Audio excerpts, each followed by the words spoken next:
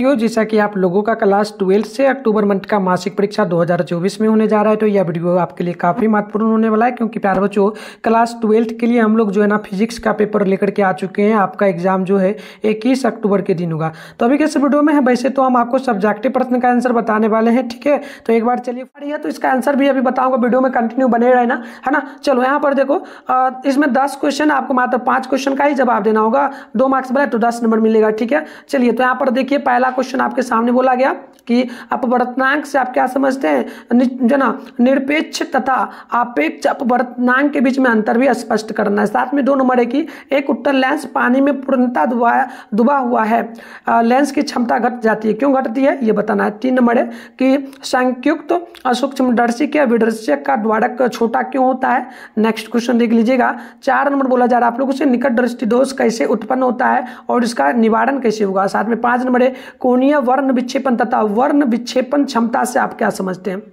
आगे आप देखेंगे तो यहाँ पर क्वेश्चन नंबर 6 बोला जा रहा है आप लोगों से, सूर्योदय के समय पूरब जो ना दीक्षित तल जो ना दीक्षित लाल क्यों प्रतीत होता है। नेक्स्ट क्वेश्चन है 7 नंबर, जो ना तरंगाग्र की परिभाषा दे। क्वेश्चन नंबर 8 है कि जो ना संपोषी व्यक्तिकरण की शर्तों को लिखे। 9 नंबर की विवर्तन का कारण क्या है। साथ में 10 है कि जो ना पोलराइड क्या है। चलिए आगे बढ़ते हैं, ये आपका शॉर्ट क्वेश्चन यानी 2 मार्क्स वाला कंप्लीट हुआ। अब आगे बढ़ते हैं, यहाँ पर देखो लॉन्ग में क्या बोला कि 11 से 15 तक क्वेश्चन आपको इसमें से मात्र 3 क्वेश्चन बनाना है। 5 मार्क्स मिला तो 10 नंबर 15 नंबर कंप्लीट मिलेगा आपको। देखो पहला प्रश्न क्या बोला कि किसी पतले लेंस के लिए निम्नलिखित सूत्र प्राप्त करें, जैसे कि 1/f बराबर म्यू माइनस 1 और साथ में जो ना ऊपर में दिया 1/r प्लस माइनस में 1/r2। तो इसका आपको क्या करना है, भिन्न और देखिए क्या लिखा है, बोला कि विभिन्न पद सामान्य अर्थ में प्रयुक्त करना है, ठीक है। तो मतलब कि आपको प्रूव करना होगा। आगे बढ़ते हैं, नेक्स्ट क्वेश्चन आप देखिए। 12 नंबर बोला कि बताइए किसी संयुक्त सूक्ष्मदर्शी की क्रिया समझाएं, इसकी आवर्धन क्षमता का व्यंजक प्राप्त करें। 13 है वर्ण विक्षेपण क्षमता क्या है, विचलन रहित वर्ण विक्षेपण से आप कैसे प्राप्त करेंगे। अगली क्वेश्चन देखेंगे। 14 नंबर बोला जा रहा है आप लोगों से, जो ना हाइगेंस का तरंग सिद्धांत क्या है, इसके आधार पर प्रकाश के परावर्तन के नियमों को प्राप्त करें। आगे बढ़ेंगे, क्वेश्चन नंबर 15 है जो ना यंग के व्यक्तिकरण के प्रयोग का वर्णन करें तथा फ्रिंज की चौड़ाई के लिए व्यंजक प्राप्त करें। तो इस प्रकार से हम टोटल प्यार बच्चों सब्जेक्टिव ऑब्जेक्टिव सारा क्वेश्चन मैंने आपको दिखा दिया। अब इसका सब्जेक्टिव आंसर मैं आपको बताऊंगा, ठीक है। तो देखो आंसर गूगल से भी डाउनलोड कर पाओगे, वैसे मैं आपको बताने वाला हूं। तो गूगल में आपको जाना है और मिठुन स्टडी सेंटर सर्च करके डाउनलोड करना है। कैसे करना है मैं आपको कंप्लीट बताता हूं, और अभी वीडियो में बताएंगे अच्छे से आंसर, ठीक है, समझाएंगे भी। तो बने रहो, फटाफट से चलिए हम लोग आगे बढ़ते हैं। लॉन्ग यहाँ पर देखिए, सबसे पहले आंसर की डाउनलोड करना है तो गूगल को पैन करके सर्च बार के आइकन पे क्लिक कर लेना है। और अभी आप इस चैनल पर जो वीडियो देख रहे हो ना, चैनल का नाम है मिठुन स्टडी सेंटर। तो आप लोगों को चैनल का नाम मिठुन स्टडी सेंटर जो है गूगल में आकर के क्या कर लेना है, सर्च कर लेना है। सर्च करने के बाद आपको ऊपर करना है, फर्स्ट में देखो आपके सामने मिठुन स्टडी सेंटर का ऑफिशियल वेबसाइट दिख रहा होगा, इस पर क्लिक कर लो। क्लिक करते हैं इस प्रकार से इंटरफेस बन होगा, आराम से स्क्रॉल डाउन कर लीजिएगा, नीचे चले आइएगा।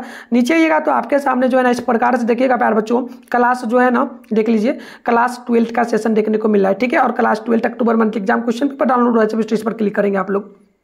क्लिक करते ही ना आपके सामने इस प्रकार से इंटरफेस ओपन होगा, आराम से स्क्रॉल डाउन कर लीजिएगा, नीचे चले आइएगा। नीचे आइएगा, यहाँ पर आपके सामने सबसे पहले व्हाट्सएप ग्रुप का लिंक मिलेगा, इसे ज्वाइन कर लेना। ज्वाइन क्यों करोगे, आगे आपका सेंटर एग्जाम होने वाला है ये नवंबर मंथ में। इसके अलावा आपका फाइनल एग्जाम जो तैयारी कर रहे हो आप लोग बोर्ड एग्जाम का, उसके लिए शाम में 7:30 बजे डेली बोर्ड आपका बोर्ड एग्जाम के लिए इंपॉर्टेंट ऑब्जेक्टिव सब्जेक्टिव का भी क्लास करवाया जाता है, तो आप इसके लिए भी जुड़ सकते हो, ठीक है। चलिए आगे बढ़ते हैं। यहाँ पर देखो ये आपका साइंस का सेशन है, इसमें ऑल सब्जेक्ट फिलहाल फिजिक्स का करना है। सामने डाउनलोड लिखा है, डाउनलोड पे क्लिक कर दीजिएगा।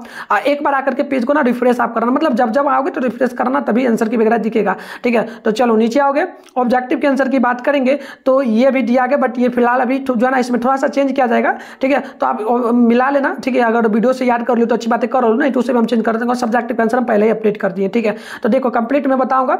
यहाँ पर देखोगे तो पहला क्वेश्चन का हम लोग उत्तर दे रहे हैं, अच्छे से पढ़ दे रहे हैं, आप लोग यहाँ से डाउनलोड कर लेना, अच्छा होगा, ठीक है। चलो पहला क्वेश्चन का उत्तर होगा, किसी माध्यम का अपवर्तनांक उस माध्यम में प्रकाश की गति और किसी दूसरे माध्यम में प्रकाश की गति के अनुपात को कहते हैं। नेक्स्ट क्वेश्चन 2 का उत्तर होगा, जब एक लेंस को जल में डुबाया जाता है तो लेंस की फोकस दूरी बढ़ जाती है।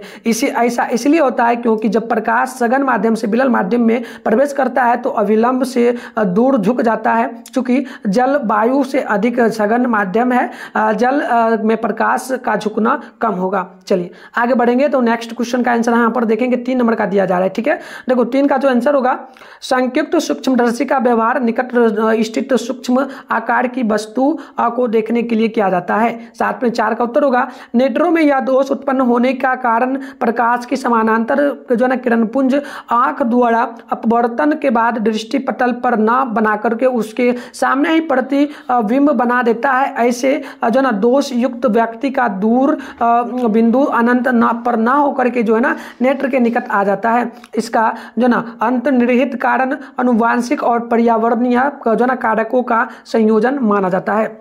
आगे बढ़ते हैं प्यारे बच्चों, यहाँ पर देखिएगा आपका 5 का उत्तर हो जाएगा, जब किसी प्रकाश किरण को प्रिंज से गुजारते हैं तो प्रिंज से प्राप्त होने वाले रंगों में सीमांत रंगों के विचलन कोण के जो है ना अंतर को कोणीय वर्ण विक्षेपण कहेंगे। तो ठीक है, आगे बढ़ता। अब ये शॉर्ट हो गया कंप्लीट, लॉन्ग की बात कर लेते हैं। तो लॉन्ग में हम लोग यहाँ पर जो है ना सबसे पहले 12 नंबर का उत्तर दिए। ठीक है, 3 क्वेश्चन तो बनाना था ना। तो देखो, सूक्ष्मदर्शी संयुक्त सूक्ष्मदर्शी की क्रिया और इसकी आवर्धन क्षमता के बारे में जानकारियां आप पॉइंट वाइज लिख देना, नंबर यहाँ पर दे देना, 1 नंबर 2 नंबर 3 नंबर आप इस प्रकार से दे देना, हम यहाँ पॉइंट लिख दे। ठीक है, देखो संयुक्त सूक्ष्मदर्शी 2 लेंसों में से मिलकर के बना होता है। इसमें एक अभिदृश्यक लेंस तथा एक नेत्रिका लेंस होता है। अगला होगा, संयुक्त सूक्ष्मदर्शी की आवर्धन क्षमता इस प्रकार दी जाती है। नेक्स्ट हो जाएगा कि संयुक्त सूक्ष्मदर्शी का इस्तेमाल वैज्ञानिक अनुसंधान, शिक्षा और अध्ययन में किया जाता है। अगला होगा, इसका इस्तेमाल छोटी वस्तुओं या जीवों को देखने और बड़ा करने के लिए भी किया जाता है। संयुक्त सूक्ष्मदर्शी में प्रकाश स्रोत मंच पर रखी वस्तु को दिखाई देता है। अगला हो जाएगा, प्रकाश को कंडेंसेटर नामक भाग द्वारा वस्तु पर केंद्रित किया जाता है। अगला होगा, समान रूप से संयुक्त सूक्ष्मदर्शी में से एक नेत्री या अथवा कह सकते 2 नेत्री द्विनेत्री नेत्रक होते हैं।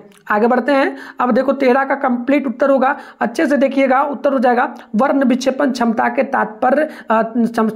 से तात्पर्य है किसी पारदर्शी पदार्थ में अलग अलग रंगों के प्रकाश का अलग अलग वेग होना वर्ण विक्षेपण से जुड़ी जानकारियां होंगे।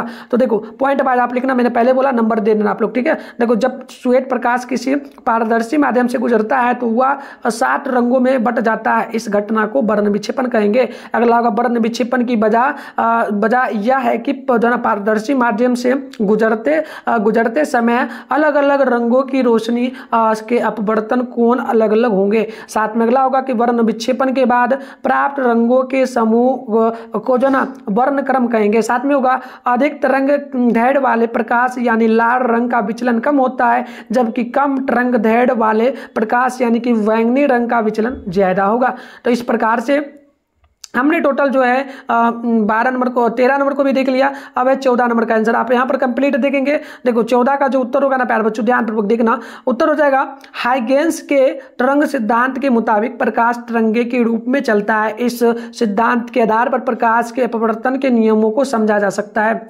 चलिए फटाफट से समझते हैं। आप यहाँ पर देखेंगे उत्तर हो जाएगा, पॉइंट वाइज लिखना, हाइगेंस के तरंग सिद्धांत के मुताबिक प्रकाश जो है ना तरंगांग्र के रूप में आगे बढ़ता है। तरंगांग्र के पर मौजूद हर बिंदु जो ना तरंगिकाओं का स्रोत होता है। ये तरंगिकाएं तरंग की गति के साथ आगे बढ़ती है।